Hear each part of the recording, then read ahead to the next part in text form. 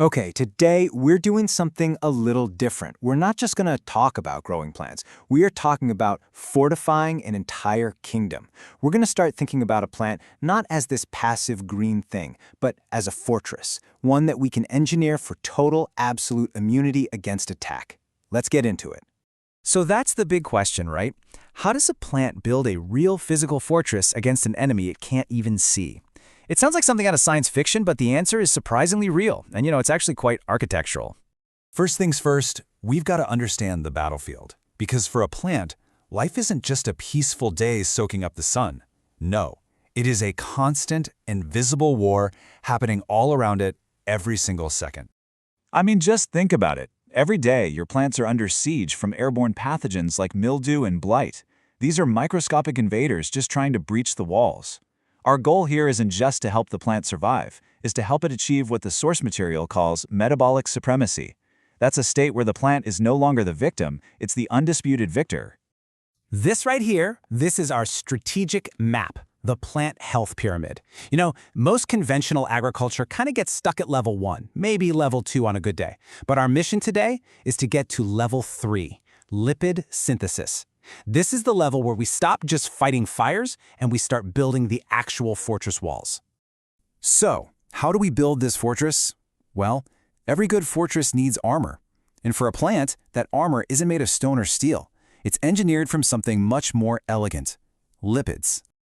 And here it is, the core concept, the lipid shield. It's this glossy, waxy, water-repelling layer that gets built right onto the leaf's surface. Seriously, think of it like a perfectly waxed car after a rainstorm. But here's the kicker. It's not just a raincoat. This shield is built from the plant's surplus energy, which it stores as fats. So it's both an energy reserve and a defensive wall. And this slide just shows the difference so perfectly. Look, on a vulnerable leaf, a pathogen like mildew shows up and it secretes these enzymes that are like a chemical drill, just dissolving the cell wall to get inside. But on a shielded leaf, those same enzymes can't do a thing. They can't dissolve lipids. The pathogen's drill is completely useless. It's stuck on the surface of this waxy castle wall until it literally starves to death or gets fried by the sun. The attack is just neutralized. And this quote gets right to the heart of the whole philosophy. We're not just standing back and hoping the plant has enough energy to defend itself. No way! We are actively intervening. We're delivering the prefabricated building materials it needs. We're providing the bricks to build its own wall. So where do these bricks come from? Well, we forge them. This section is all about the forge, a specialized 200-liter bioreactor designed to create the absolute perfect building materials for our plant fortress. Okay, this recipe is incredibly specific and for good reason. You've got your water for the microbes to live in, your Brazil nuts for molybdenum, but the real stars of this show, the reason we're here, are these three: the crushed hemp seeds, the hemp seed oil, and the hemp stalks. These are the core components, the whole shebang for our level 3 lipid shield. So why hemp? What's so special? Well, it turns out it's the perfect architectural substrate. Its seeds contain the exact, and I mean exact, ratio of omega-3, 6, and 9 fatty acids that a plant needs to build that waxy cuticle. We're not giving it random stuff. We're giving it the precise, prefabricated parts. And as a bonus, the stalks provide silica, which is like adding rebar to the plant's concrete cell walls, making them physically tougher. And this number is just mind-blowing. For a plant to make complex fats from sunlight is hugely energy-intensive. By giving it these lipids directly, ready to go, the plant saves up to 16% of its total daily energy budget. Now, what does it do with all that saved energy? It reinvests it into more growth, bigger fruits, and making its defenses even stronger. It's a massive win. Okay, so we forged the armor. We have the bricks, but even the best armor in the world is totally useless if you can't get it past the gate and into the fortress. And right here is the central delivery problem.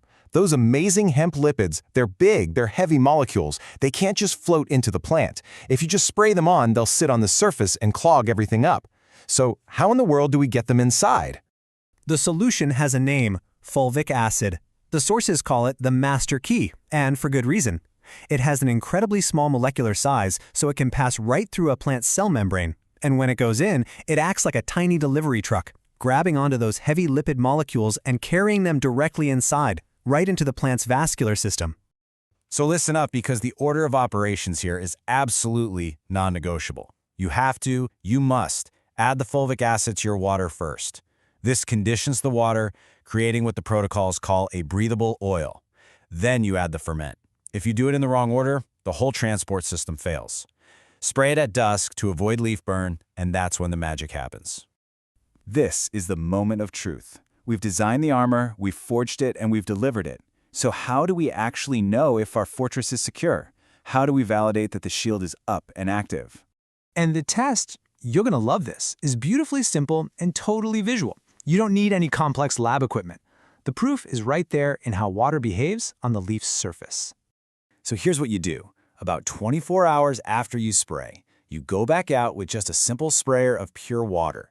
If that water beads up into these tight, high little spheres, like drops of mercury, you passed. The lipids made it inside. The hydrophobic shield is active. But if the water just spreads out and wets the leaf surface, the transport failed. Your fortress walls are down. You know, when you step back and look at this whole process, you realize it's so much more than just a fertilizer. It is a fundamental paradigm shift. We're not just feeding the plant, we're actively installing a new biological operating system, an OS that's specifically designed for resilience and defense. Which kind of leaves us with this final thought to chew on. By understanding these deep metabolic pathways, we've learned Go to provide the exact right inputs at the exact right time to fundamentally change how a plant interacts with its world. So if we can recode its defense system this precisely, what else is possible? Really, what's next?